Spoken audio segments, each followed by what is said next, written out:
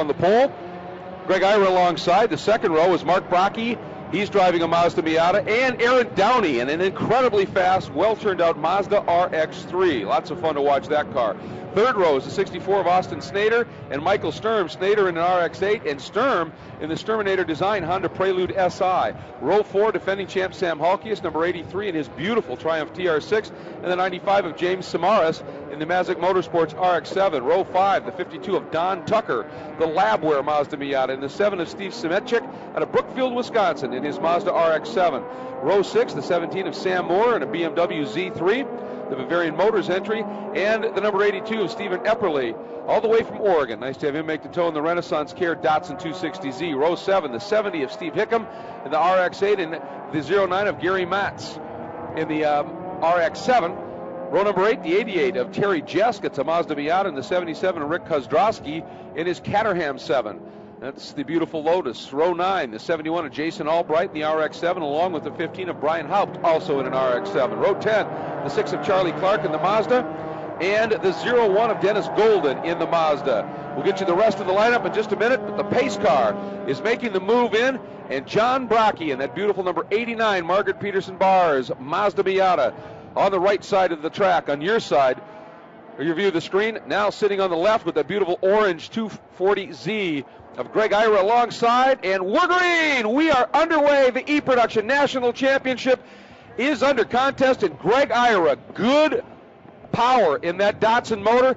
He noses just a bit ahead of Brocky. Now it's a matter of who gets deeper into the brakes, down into one. Ira sweeps across the nose. Brocky just gives way. Now Brocky moves out to the center track once again, thinking about it. Ira defends, and look at Aaron Downey in that beautiful blue RX-3 up from that fourth qualifying spot, sweeping around Brocky into second. Brocky pushing back into third. Wow, an absolutely fabulous start. I believe that's Mark Brocky in the 08. And yes, indeed, they are related as he sits right back there in fourth. So action, Bart, right off the top. Oh, great start. Exciting stuff. Boy, they were 3 wide on the start. This is going to be a great race. And you can see already Brocky opening it up just a little bit. Excuse me, Ira opening it up just a little bit. Downey, then Brocky and Brocky as they come sweeping through, and then you can see the RX-8 of Austin Snader right there behind as well. Greg Ira, he is on a bit of a mission. He won the sprints this year, but it was Brocky who won it on the track. Then Brocky was adjudged to have, actually it was a spin on the pace lap, and he went back to his spot instead of rejoining where he gathered up, so they gave him a few spot penalty, and that promoted Greg Ira to the win, but he was very close anyway, and Ira is determined to win himself a Runoffs. But Aaron Downey continuing to impress in that RX-3. Yeah, the stewards never really enjoy when you spin and try to regain your spot. I've been scolded a couple times for that. Through the carousel once again, I'm Greg Creamer with Bart Wolf, as we are happy to be here on this first of 3 days of intense activity at the Olympics of road racing. It is the 47th running of the SCCA National Championship Runoffs presented by Subway. As I said, John Brocky, by the way, on the gum out pole. A great effort that he put together in the third qualifying session that he ran. But he now sits in that third spot, and it is Greg Ira in that beautiful 240Z, chased by Downey in the Mazda RX-3, then Brocky, and Austin Snader. And I'm kind of wondering here, as we see Brocky just kind of laying back just a little bit, if that's maybe a strategy thing, if he thinks these two guys up front are really maybe pushing a little bit too hard this early in the race. Well, being production cars, they definitely have a little bit more weight to them, so there's some tire conservation they have to go through. And it's probably not a bad idea to let the beginning half of the race settle out and, you know, get your feet under you, get a feel for where your car is. I'm sure he's going to be racing at the end. And the 08 of Mark Brackey right behind John. You can barely see that there's another car tucked in behind there. That's as close as it is as they make the run down the front straight. Sam Halkias, a great opening lap as he has moved up now into the 6th spot. And unfortunately, Mike Sturm, the guy who's dropped off a little bit, who had qualified 6th in that Honda Prelude, and he has fallen back now, Sturm has, into the 9th spot at this stage of the race. But you can see now Brackey suddenly turning it up a little bit and really taking a run at Aaron Downey. And Downey and his crew have really done some incredible work on that car in terms of the handling department. Obviously, it's a little bit narrower, a little bit higher in its stance, so it just doesn't have that wide footprint of those Mazda Miatas, and they have worked really hard to get that car handling. It's always been pretty good in a straight line. I really enjoy these cars too. It's a good variety of cars, and once again, there's another class of Miata racing. Yep. So. Well, it's certainly it's evolving. You know, the production classes as a whole are evolving, and you know, it wasn't that long ago you didn't see many late model cars in it, if you will. It was mostly all old British roadsters, or you know, like the old Nissan Roadsters and the like. And it has evolved, and you know, obviously Miata and you know, the Mazda camp really leading the way. Part of that is because of the help that these guys get from Miata, not necessarily in terms of factory handouts, but contingency monies, technical support, and the like. And it helps them be competitive right off the bat, and obviously the cars work. There is that beautiful, however, that BMW Z3 that Sam Moore has put together. Sam for years also campaigned a Triumph TR6, and he switched over to that a beautiful BMW. It's a good-looking car. It's a great sounding car. My vote remains, though, that Sam Helke has the prettiest sounding car at the Runoffs of anything. It is, that sound in that car is just spectacular when it is wound up. We have a yellow in the kink. Ooh, that's never good. Yeah, at this point I don't see, it's waving down that station where it's waving. You see that's called 11A. That first yellow you see out to the left is the actual kink corner station. Then there's 11A, which means it might be down around the bend. We didn't see it, and maybe it was somebody who just ran wide and was able to gather it up and continue, or pull off to the side, because we didn't see any car, at least in the racing line. Boy, that's good news too, because the kink has certainly eaten a couple cars this week already. A couple of them in this class, and was kind of keeping an eye out. There were two guys that on Wednesday had a huge get-together, and I have not seen them appear on the scoring screens. That is the 0 of Don Bunt and the 0-1 of Dennis Golden, who I was talking about, and they had a big get-together, and both cars looked pretty seriously damaged. The report is that it is 64 Austin Snader who had the off, and he was 5th at the time when that happened over in the kink. Look at this, Mike Sturm taking a big look down the inside of the 82 of Steve Epperle. That's another of those beautiful 240Zs, and that little bit of cut and joust right there has allowed the 95 of Samaras and the 7 of Simetchik to come right back into it. And we have a full course caution, Bart, 4 Snaders off over in the kink. So obviously wherever he is parked, it is adjudged to be a fairly dangerous spot for that car to be sitting. So they're going to raid this field in and get that car taken care of over there. So everybody has to hold position right now. And I saw that it looked like Samaras was trying an outside move on Sturm as they came out of 3, and I think the caution had already come out, so he'll be asked to give that back. But the good news is for Brocky, that little bit of a margin that Greg Ira had opened up, Brocky doesn't have to use any of the car up to get to him when we go back to green. Yeah, he should have a lot of good car under him for the rest of the race. And absolutely right. You don't want to let him get too far ahead, but yet if you burn up your tires early, it makes for a long last 3 laps. You're sliding and catching and trying to hold on to it. You can see with the off that Austin Snader had, suddenly Sam Helke, as the defending champ, is up right up there in the top 5 with more than Epperle, than Sturm, than Samaras, than Simetchik, rounding out the top 10. And the incident with Bunt and the 0-1 of Dennis Golden, it was just one of those classic deals. Dennis Golden lost it, just coming through the kink. Car got loose, went over, did the little double ping pong, and when it came back on the track, it was one of those deals where Bunt he was looking at where the car was and took his best guess, and unfortunately, the car came right back across at him, and damage was just enough that it doesn't look like either of them were able to get those cars put back together. Boy, and after a hard trek here, all the effort put in, a full season of racing to get to the Runoffs, to not even be able to take the green, that is a frustrating development. We talked about the swings and arrows when you're spending outrageous fortunes here, and sometimes they are nice and positive, sometimes not so much. That is the nature of racing, and this too, as we're under a full course caution, is the nature of racing. So we're going to take a quick break, but we'll be right back to more of the E-Production Run to the Gold here at Road America. The 2010 SCCA National Championship Runoffs, presented by Subway, is brought to you by Mazda, Black Magic Car Care Products, and Gum Out.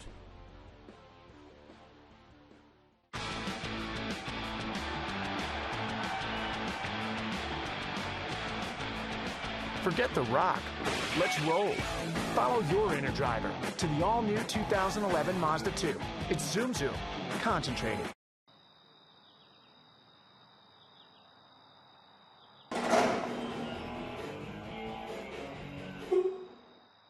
Psst, kid, where you been? Just got back from an SCCA event. Really? Yeah, SCCA has more than 2,000 events every year. Serious? Go to SCCA.com and find people in your area that drive fast and get their hands dirty. And you don't have to be a supercar to compete. So I go to SCCA.com, sign up, and I can start competing? It's that easy. Welcome back to Road America. We have got confirmation that we are, well, at least expecting. You never know what can happen, even under a caution.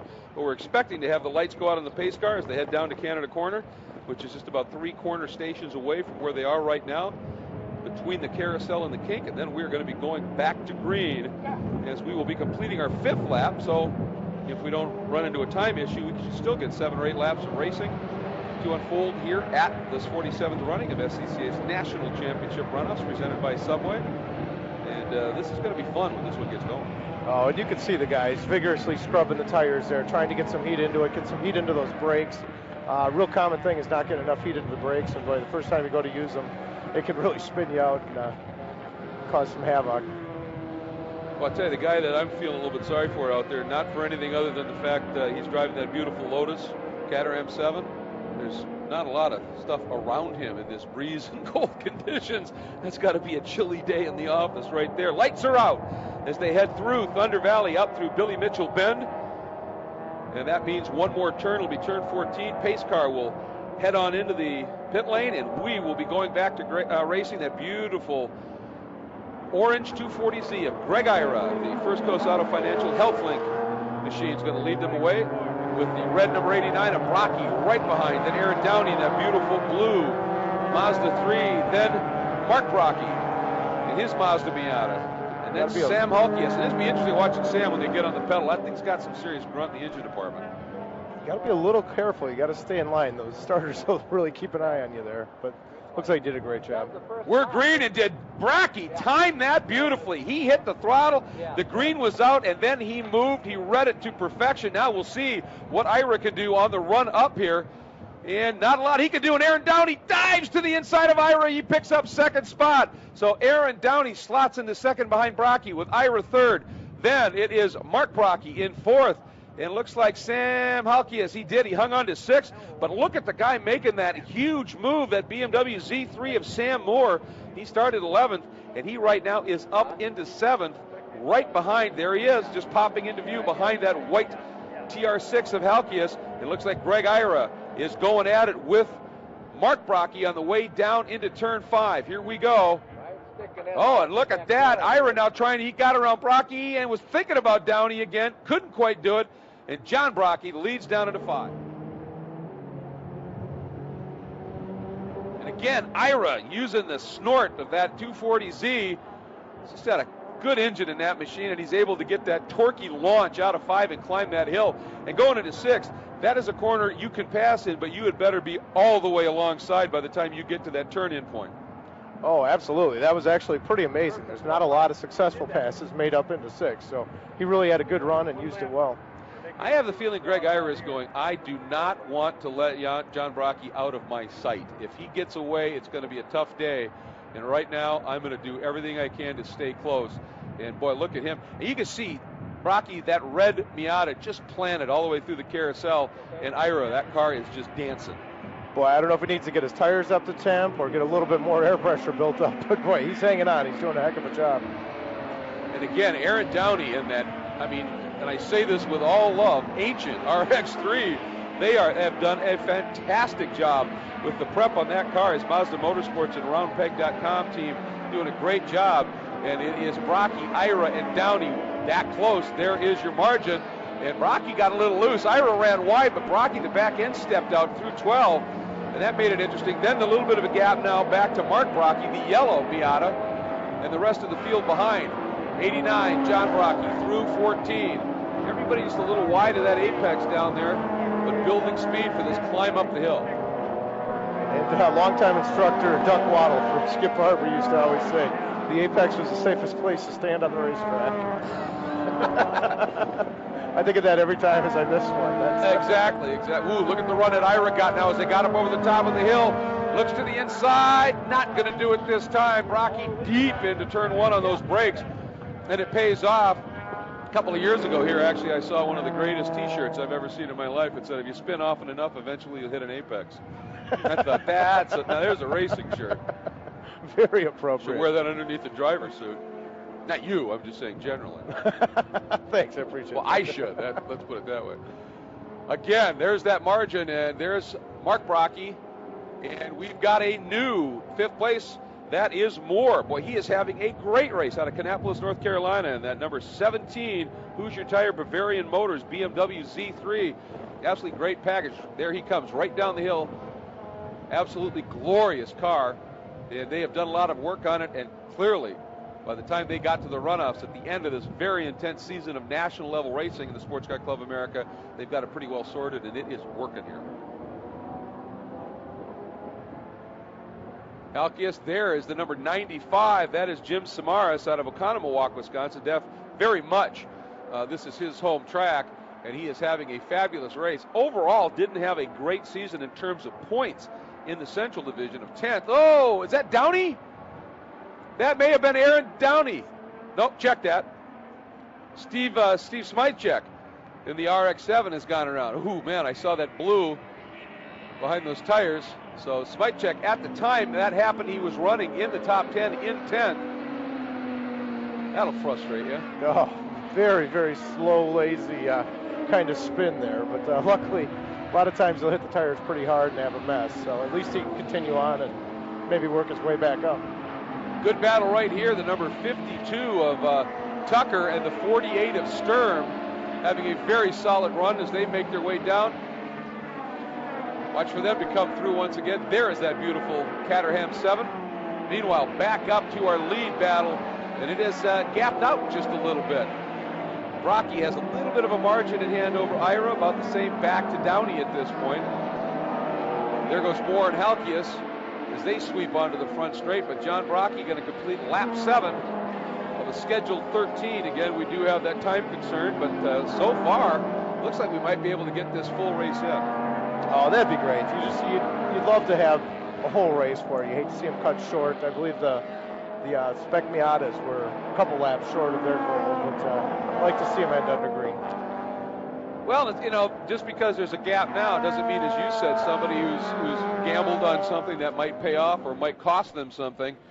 In the end, things might just change up just a little bit. But right now, John Brocky looks to have this one fairly solidly under control at this point, with Ira sitting in second. There goes Downey into third. Mark Brocky fourth. Sam Moore in fifth. Halkias is in sixth. Samaras is in seventh. Epperly in eighth. Tucker ninth. And Mike Sturm has been able to fight his way back into the top 10. He's had a bit of a yo-yo type of a race here. He's been up, he's been back, and I think it's just a matter of that is a front drive car up against a lot of these rear drive machines in this class, and obviously that has its handling differences. So number 7 of Smytchek makes his way down into pit lane, having the crew give it a quick look-see and see what happens. Wow. Yeah, big difference in the lap times part. Yeah, Ira just doesn't seem to be getting it back up to speed as well as when he pulled out that lead in the first opening laps. Wonder if he's got an issue going on. Well, we were watching that car, as we said, going through this turn a couple of laps back. You can see Brocky, the car just nice and planted. And there you see that the back end of Ira's car really kind of scooting around just a little bit. A variety of different lines being run through there, so he can give it a bit of welling.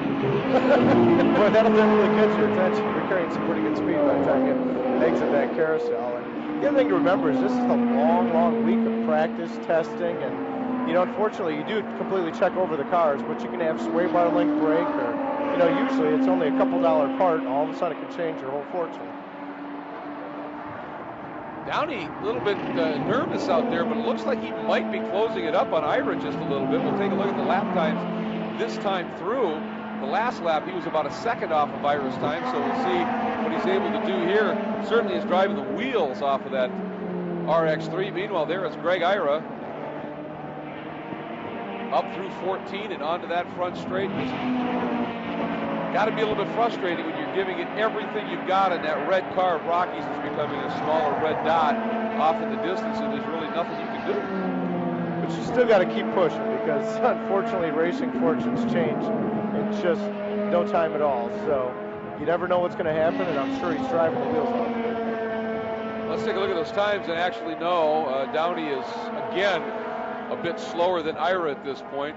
But this is an awfully good battle that's starting to unfold here. Terry Jesk at the back of it. I believe that's the 15 of Haupt, the 70 of Hickam, 09 March, and the 88 of Jesk as they're in their battle for 15th. And this is about as close as we've got on the track right now. It is the 15 of Haupt at RX7, number 15. And the 09 of March, right there, that is an RX7 as well, the Kreider Racing entry. Running in a convertible format. The 70 of Hickam is an RX8. I mean, again, you just see that mix of all the cars in there, and then Terry Jesk in that Miata. That's obviously it's a relatively new car to this class, but they continue to sort that, and that's just part of the evolution of things here in the production classes. I'm always amazed at how close they can keep them, too. I mean, you've got all these different manufacturers, front-wheel drive, rear-wheel drive, horsepowers, and to have this close a race, it was great. Yeah, we said it before. They do a great job. It's not one that we envy because it's awfully difficult, but it is a dedicated group of geeks, and I say that with all respect that the people that can figure out how to do that with engines and drive lines and weight and restrictors and all that. Oops, that's that beautiful Austin Healey Sprite. When you say it's a group of geeks, but you also have to remember there's 650 plus engineers trying to out-engineer the rules package. Well, that's be true. One step ahead of them. That's true. You've always got somebody that's trying to beat the system and figure it out, and that's part of the challenge of it. Within your rules package, I mean, it all started back in the day. Roger Penske and that on the unfair advantage. So, what do we do to gain an advantage that is legal, borderline legal maybe, but legal? And that's what they have found right now. Go back a little bit further. This battle, that's Charlie Clark in that green RX-7. And that is the battle right now for the 15th spot with Albright and Kasperchik right behind them. Meanwhile, there is Downey as he works his way out of turn 14 one more time up the hill here at Road America. Brocky goes by, and he is really just putting a stranglehold on this one at this stage. The margin between first and second up to 7 seconds. The reason is that last lap by Ira was a 2:33, and Brocky reeled off another mid-2:30. So Ira is slowing down, but worse still, Downey has dropped to a 2:35. So right now, Rocky's car seems to be just ultra consistent, and everybody else, it looks like they may have missed things a little bit. Well, the other thing in a race too is you kind of get into a rhythm, and boy, when everything's going smooth, and you could probably drive for 5 hours straight when you're in the rhythm, and sometimes you get a yellow flag like that, and all of a sudden you get a restart, and maybe you don't get the right shift on the start, and it throws you off, and you just once you get out of rhythm, it's tough, and they might be struggling a little bit there, but definitely Brocky has just found his comfort zone and is smooth as can be.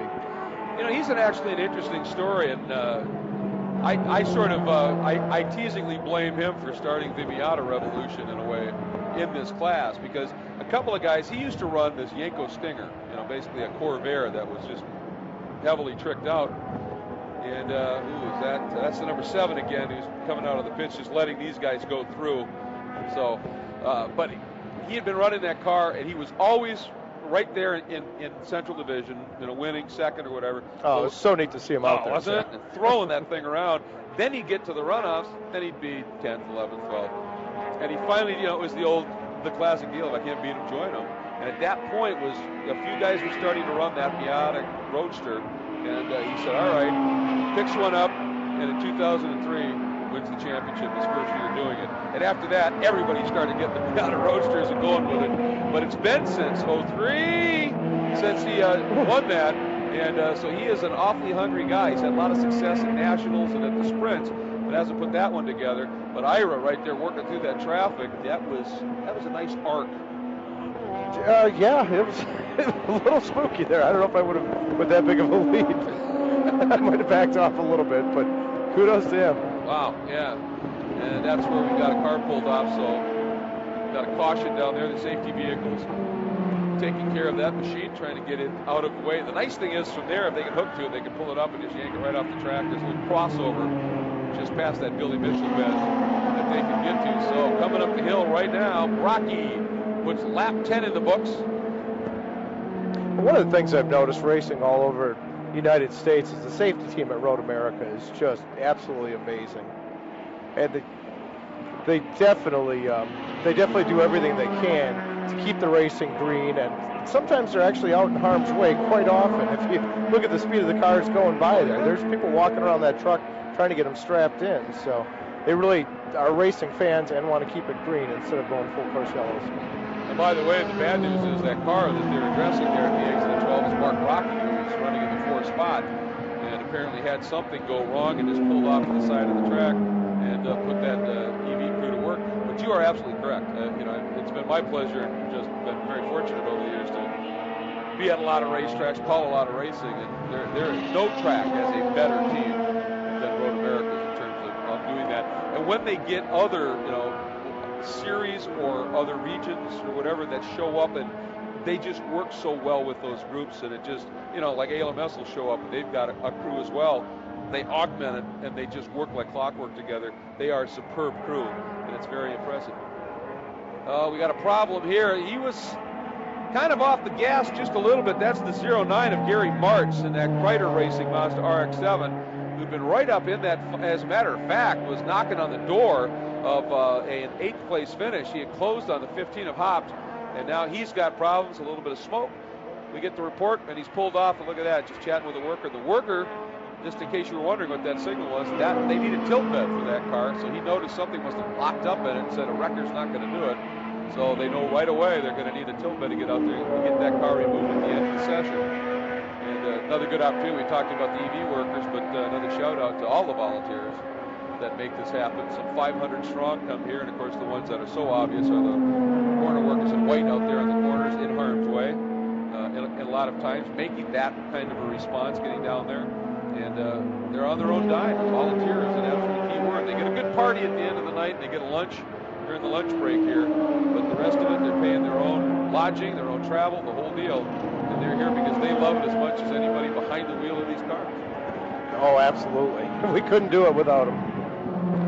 The 88 of Mr. Jesk having a good run right now.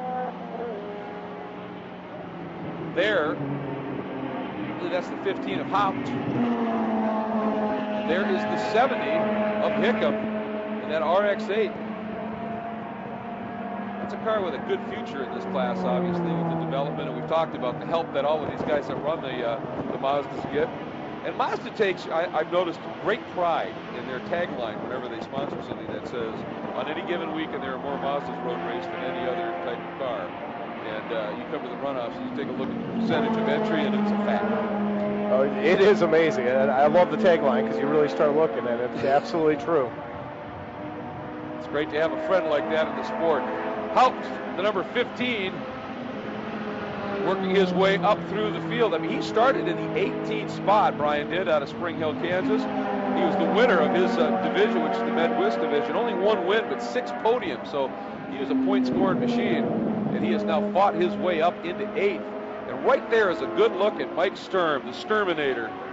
Well, he picked that nickname up a long time ago, and he actually started a company called Sturminator Design based on that. And the Honda City Hoosier Tired entry. And the first time I met him was back when I was ice racing, back at the frozen lakes up here years and years ago. And our first on-track meeting was literally that, as I was running in a class below his, and ice racing, you get caught in those ice storms out there when a big cloud of dust goes up in the air, and I went wide to avoid it and pulled back on, and Mike never saw me, and suddenly I was wearing him in the passenger side door. And so it was like, well, this will be interesting afterwards, and we got out. Both of us finished because there wasn't that, you just so you weren't exterminated? I wasn't exterminated. I was just pushed into a snowbank. So, but he got out, and just what a great guy, and he is so dedicated to this, and he's been trying to develop this car in this class for a long time, and it's good to see him up there 6th, not too far out of 5th, and we're getting the report we may see 1 to go next time by for our leader, Mr. Brocky, and boy, has he just put his imprint on this one.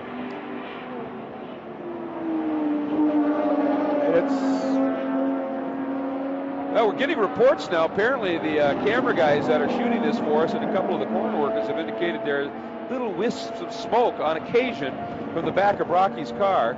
So, have to make mention of that. Obviously, don't want to bring him any ill will. But let's hope that it holds together for his sake, certainly. Of course, Ira's looking at that and going, oh, come on. But it's definitely the definition of eternity. When your crew radio's in, you got a little smoke, but you only have 1 lap to go, and then you remember 1 lap is 4 miles. Yes, exactly. Just when everything's going well, you never know when somebody's going to come up and bite you. Well, the one thing that he can do is, I mean, the last time by, he had almost a 10-second lead, so he can definitely short shift it a little bit, keep the revs down, not push it that hard, as he's got that little bit of a cushion to be able to deal with. Downey, by the way, has just he's still third, but he's fallen off the map just a little bit. His time's now 4 to 5 seconds off of Ira's, so something just not quite right with that RX-3. And Brocky just, up until these last couple of laps, when he's backed it off to about the 2-minute 32-second range per lap, he was just clocking 2:30s at will. He didn't seem to be working too hard to do it.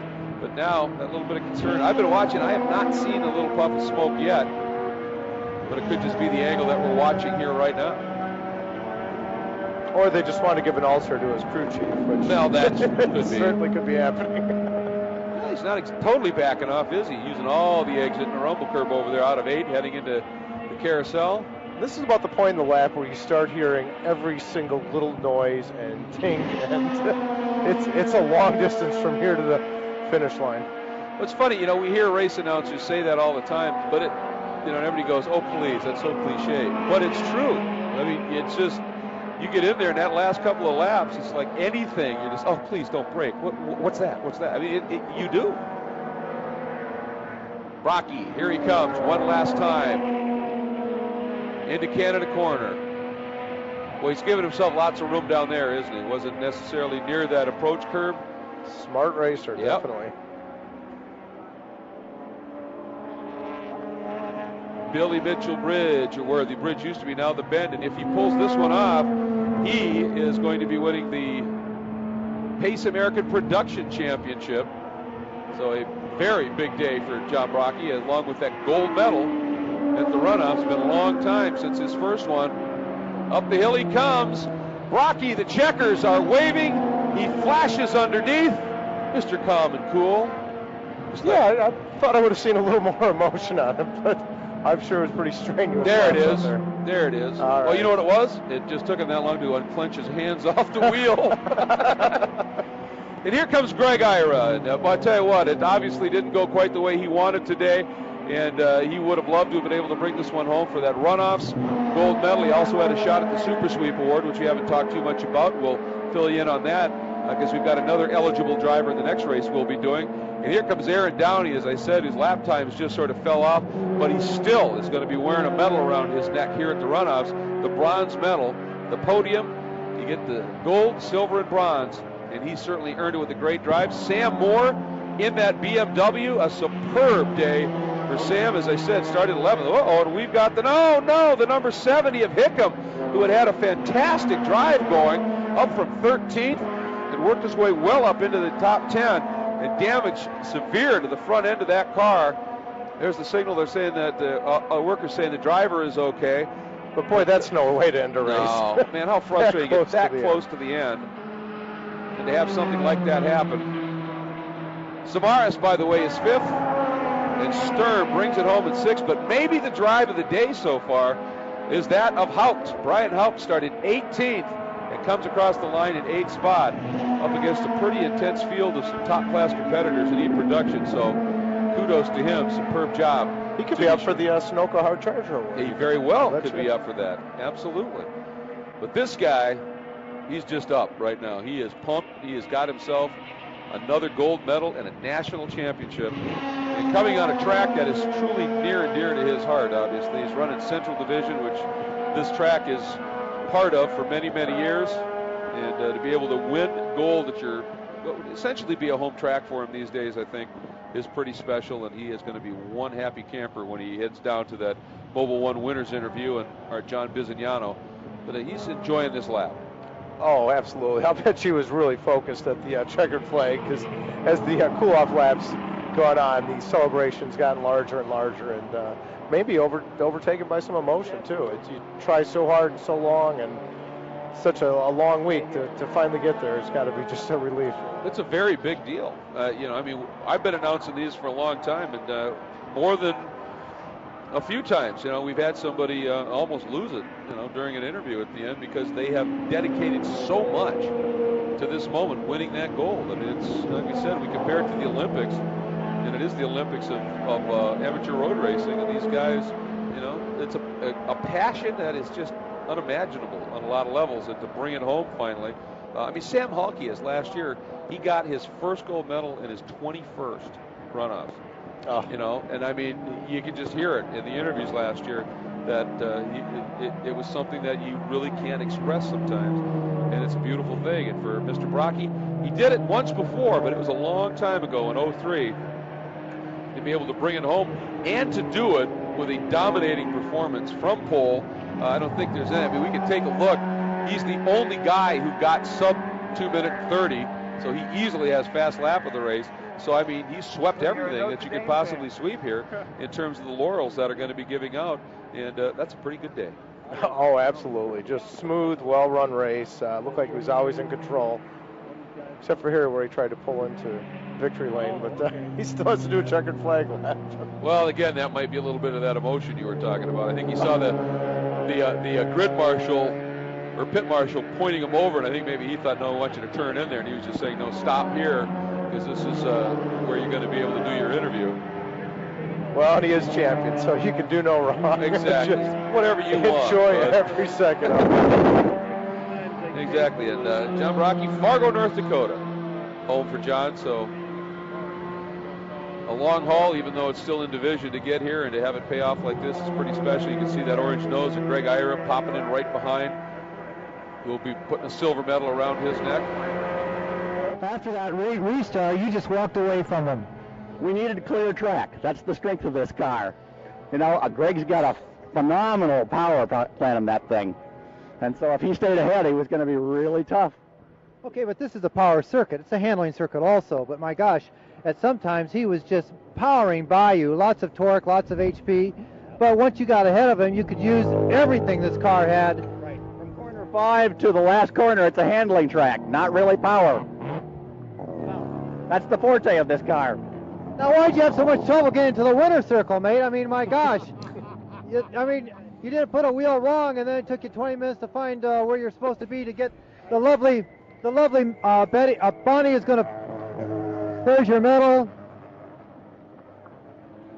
Congratulations on the goal. Great run. Very much. Appreciate it. Going back to that very powerful number 2. God bless Datsun, as in 240Z or Z. Let me tell you, what a great show you put on, Greg. I mean, my gosh, when in the early running there, you didn't have the handling of some of the people around you. You made every bit of use of the horsepower. You looked like you were having fun. Oh, this old car, it's 39 years old, and it keeps on running. We didn't have anything for the Miata today, but my car was still there at the end, so I just sort of made sure nothing broke because I had a pretty decent lead on the third place guy, but that Miata really rips. Where did he have the advantage? Braking and cornering and almost in dead heat on the straightaway. So his power to weight's equal to mine more than likely, and but the suspension is a little newer. He just did an excellent job. We had a really good race at the sprints together, and he did a great job and did what he needed to do. You going to bring back this old second place car again next year? Yeah, I think so. This car runs good, and we love running it, so we'll probably keep trying. Congratulations on the silver. And our third place, gentlemen, you might say that, talking about older cars, Aaron Downey is receiving his official hat and medal. Aaron, there are some Mazda lovers out here that love this blue car. I mean, what a symbol of continued success with this vehicle. Absolutely. Yeah, my dad's been working on it full time since the last runoffs, hoping that we could put together a car that would compete with these guys. I think we're right there for a little bit, but a little short on the horsepower. Well, you'll be back, and maybe you'll find a few more horses for next year. Absolutely will. Thank you. Congratulations. Well, I'll tell you, these three gentlemen didn't put a wheel wrong the entire race, and that's hard to do with this much competition. Back to you guys. Well, you're absolutely right. And I mean, we were watching, in particular, watching Ira and Downey working those cars. I mean, those tail away shots through the carousel when the back end was hanging out and they're working it hard. You know, these guys are driving these things as fast as these things possibly go. They're on that limit, and you have to do that for 13 laps here on a challenging track. And that's the one thing. You know, we talk about the cars, the competition, and all that, but you hear Road America is a tough place to tame. Oh, absolutely. There's such a combination of corners, straightaway speed, high speed, low speed, off camber. It's amazing to do 13 laps together, and especially the way they were hanging out in the carousel. It's interesting to see the years of the vehicles, too. 39-year-old car right there with the Miata, which is a much newer vehicle. Absolutely. And the other thing about this track, we talk about the 4 miles, but there's 14 counted corners, and obviously there's little bits and pieces that are just sort of folded in. I'm actually really good at turn 2 and turn 4. That's good stuff. Yeah, that's as Dorsey would put it, handling real good on the straights. Exactly. But what it comes down to is if the car setup is off just a little bit and you're losing a half a tenth in each corner, well, you multiply that by 16, and suddenly you're off a second and a half, and that could be a big difference. So it is a challenging track from every perspective. The 2010 SCCA National Championship Runoffs, presented by Subway, is brought to you by Mazda, Black Magic Car Care Products, and Gum Out.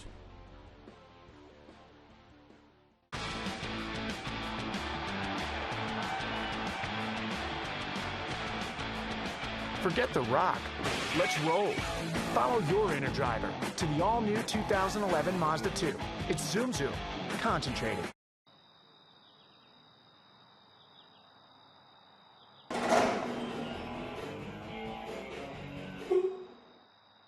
Kid, where you been? Just got back from an SCCA event. Really? Yeah, SCCA has more than 2,000 events every year.